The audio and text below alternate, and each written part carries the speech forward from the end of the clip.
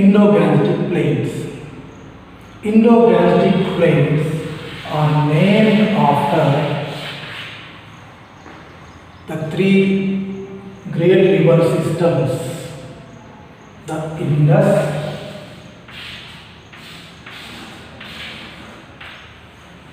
Ganga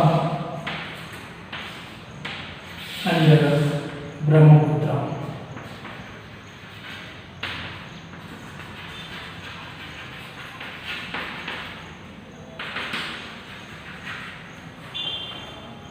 These plains are named after these three river systems, Indus, Ganga and Brahmaputra.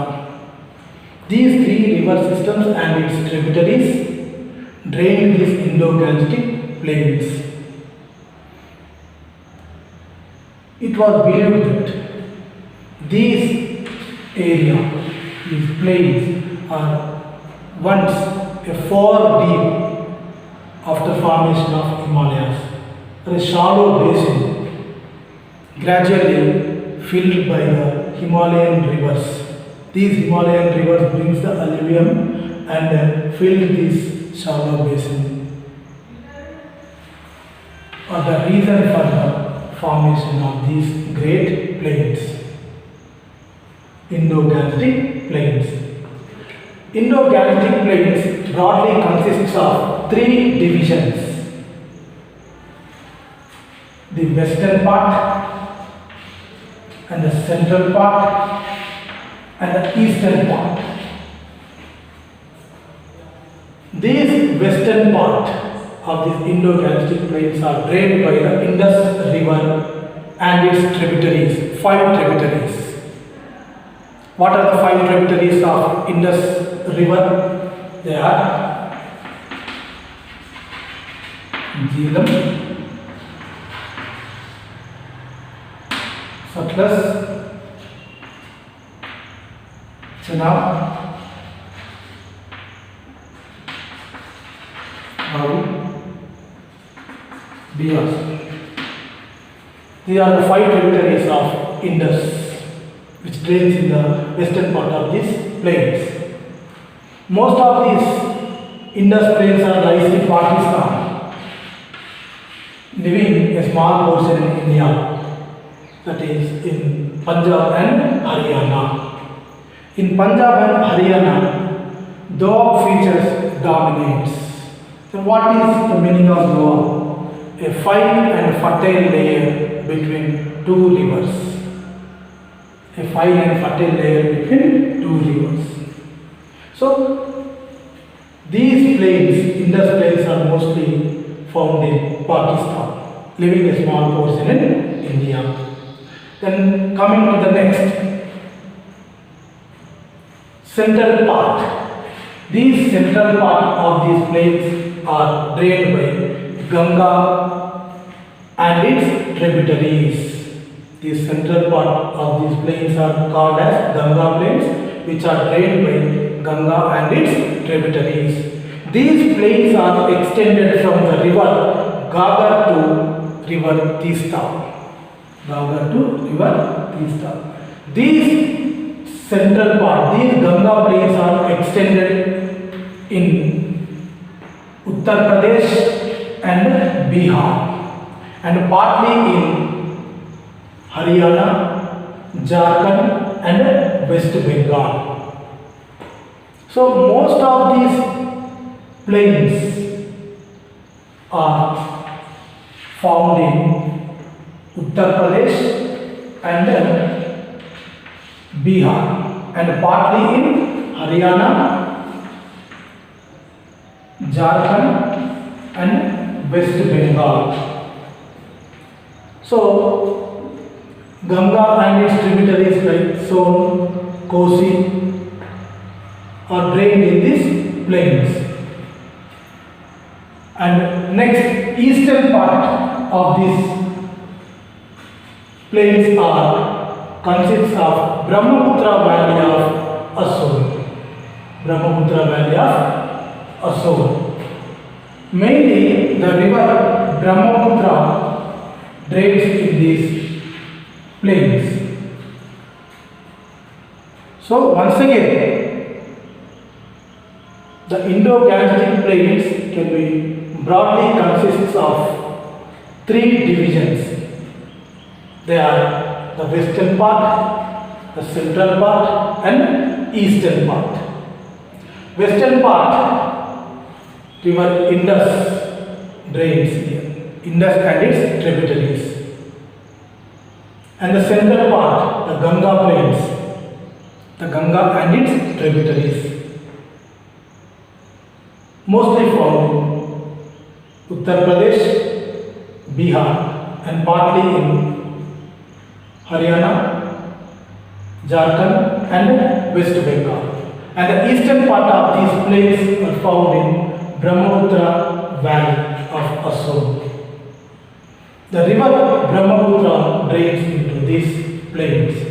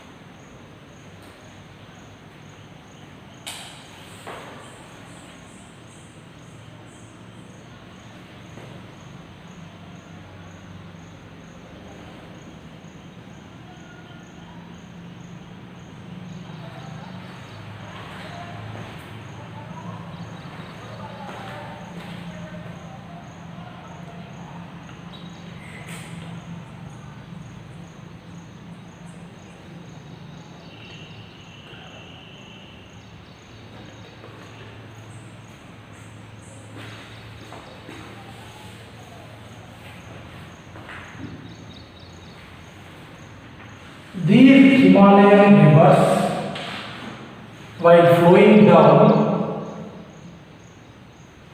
they bring pebbles, gravel and deposited on the foot of Shivaliks.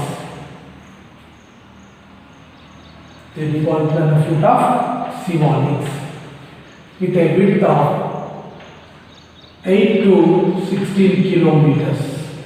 With a width of 8 to 16 kilometers. This pebble-studded zone is called Bhabar. Bhabar is in porous nature.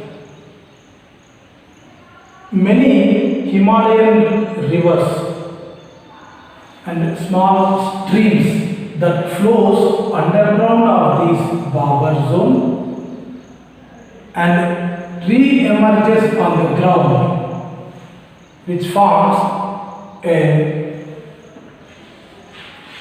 marshy and swampy environment. These marshy tracts are called terrae. Here these terrae consist of thick forest and rich in wildlife.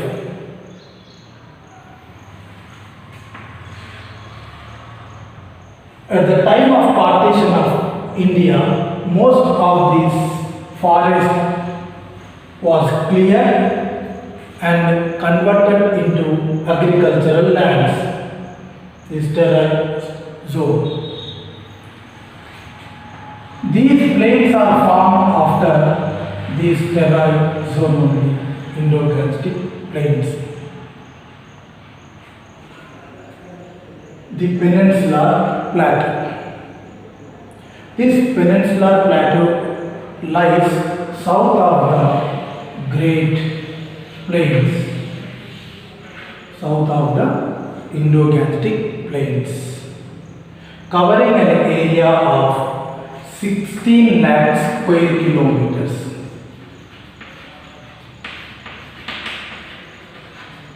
16 lakh square kilometers is the largest physiographic component of our country.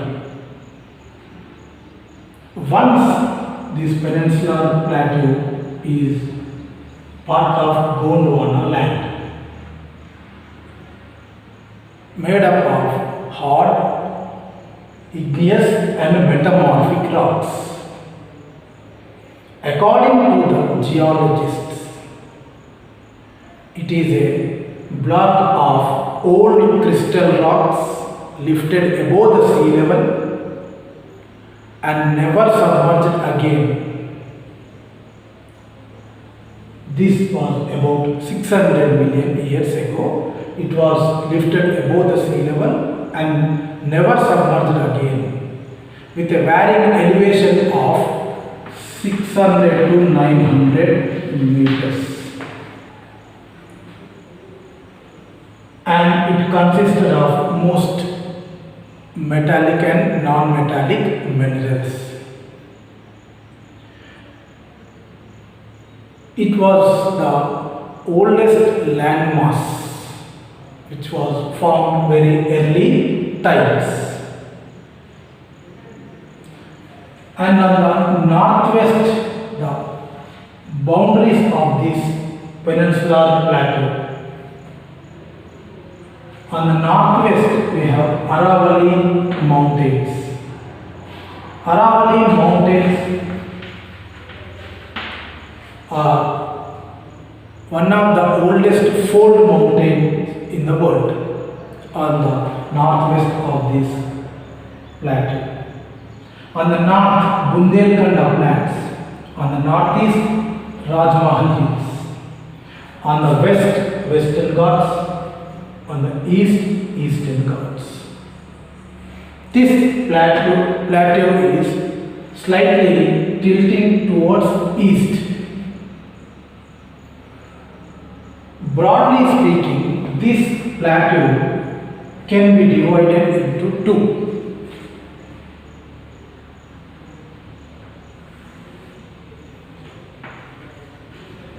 Malwa Plateau and Deccan Plateau.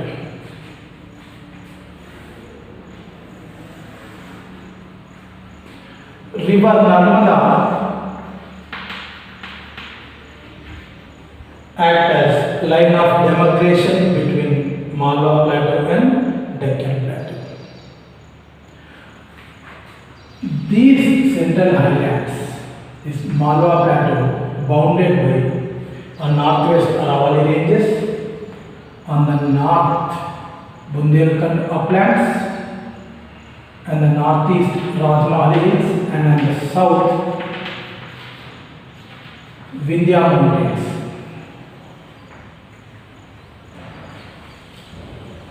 The eastward extension of this Malwa Plateau, locally known as Bundelkhand uplands in southern Uttar Pradesh, and Chota Nagpur Plateau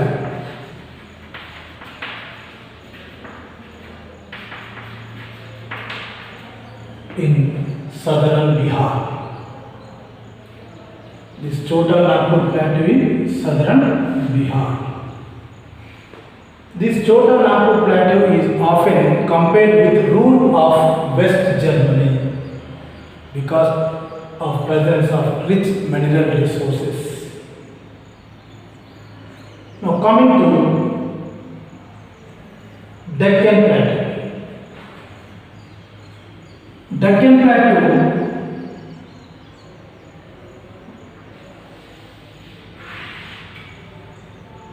with a varied elevation of 300 to 900 meters. 300 to 900 meters. The topography of this plateau is tilt towards east, and which is formed of horizontally arranged lava sheets during the last phase of volcanic eruption. The important character of this Deccan Plateau is black regal soils, and This plateau is interspread with many rivers. And on the north, this plateau is bounded by Satpura ranges. On the west, Western Ghats. And on the east, Eastern Ghats.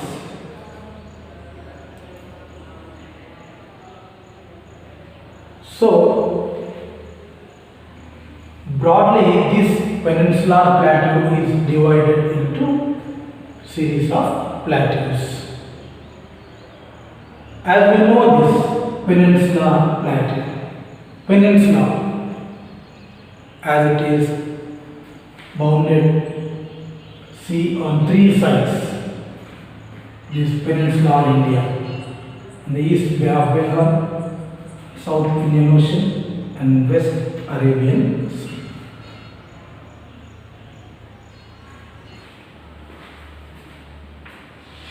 Deccan Plateau. Deccan Plateau on north guarded by Satpura ranges, on the western side guarded by Western Ghats, on the east side Eastern Ghats.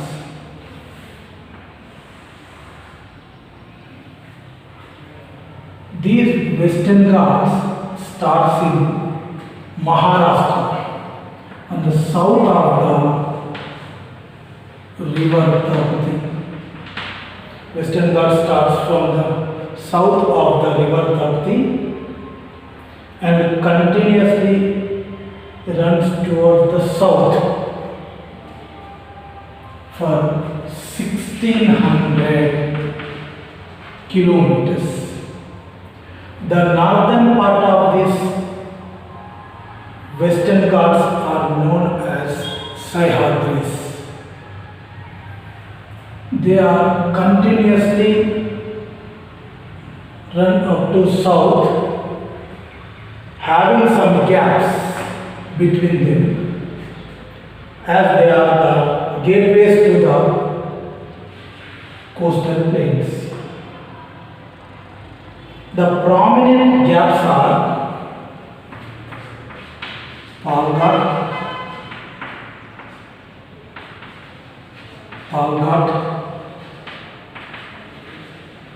Borghat. This Palghat is in Kerala. It was believed to be the abundant river of an old river valley.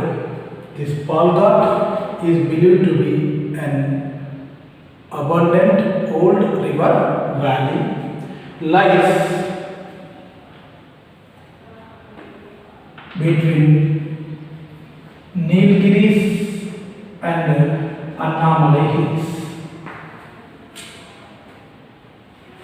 These Western Ghats are more massive than Eastern Ghats.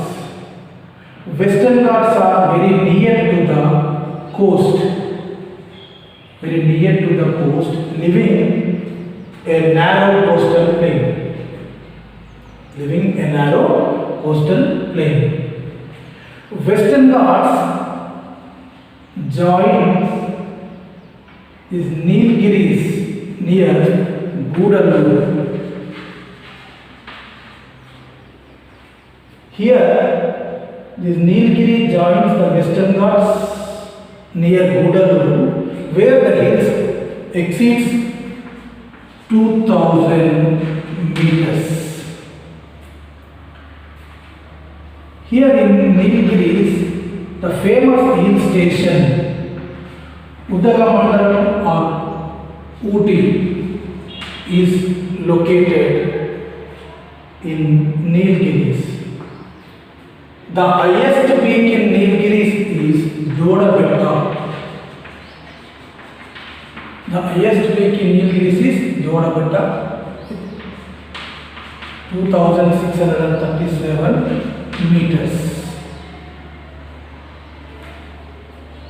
The highest peak in Nilgiris is Jodabetta.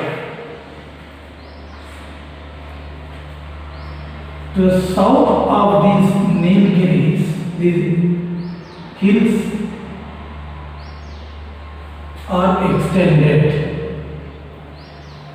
Palani Hills in Tamil Nadu and Annamalai and Cardamom Hills in Kerala.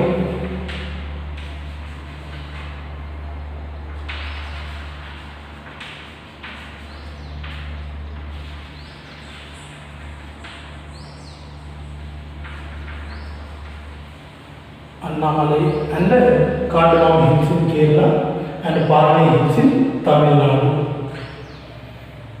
The highest peak in Peninsular India is Annamalai.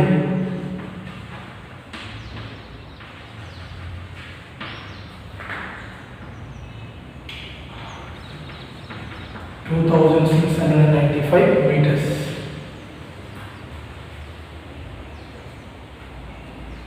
The highest peak in Peninsular India is Annamalai, which is found in Annamalai Hills in Kerala.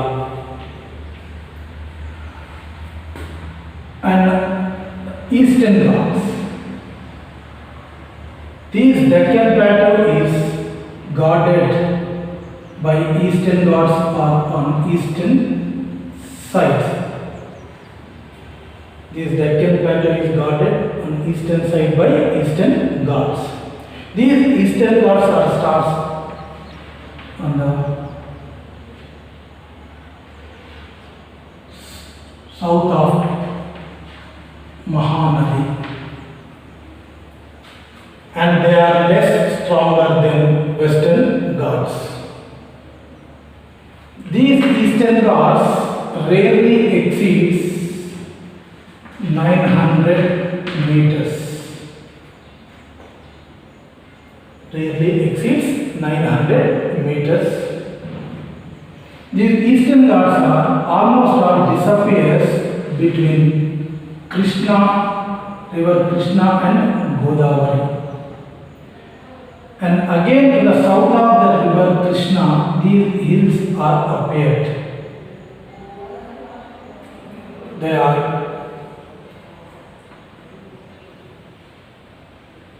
Palakondalu and Velikondalu hills in Kadapa and Kurnool districts, and Nallamalla hills and Sheshachalam hills in Chittoor districts. Sheshachalam in Chittoor districts. The highest peak in Eastern Ghats is found at the highest peak in Eastern Ghats is Aramakonda, 1,680 meters, is found at Chintapalli. So these Eastern Ghats are almost all disappear between river Godavari and Krishna. To the south of this Krishna, these hills are Nallamalla, Velikondalu and Palakondalu hills in Kadapa, Kurnool districts, and Sheshachalam hills in Chittoor district. These Eastern Ghats are away from the coast, leaving a wide coastal plains. They are less stronger than Western Ghats, and their height rarely exceeds 900 meters above sea level. On the whole, these Eastern Ghats are also called as Eastern Hills, classified as Northern Hills in northern sector and Central Hills in Kadapa and Southern Hills Tamil Nadu.